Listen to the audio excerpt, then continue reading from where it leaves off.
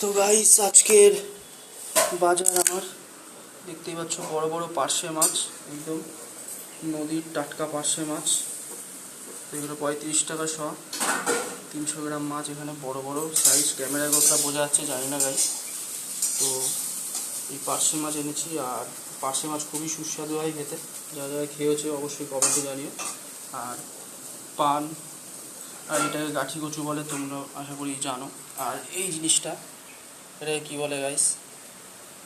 চই। তো এই চই এই মাছে দিয়ে খাওয়া হবে আজকে গাইস। আর আলু দেখতেই পাচ্ছ গাইস, চই ছিটে আছে। আর গাছপাকা আম, হিমসাগর গাছপাকা আম। তো 1 কেজি 250 আম এখানে। তো দেখতে পাচ্ছ গাছপাকা আম, একদম এই গাছপাকা হিমসাগর আম, দারুণ মিষ্টি। তো এই হলো আজকে বাজারটা।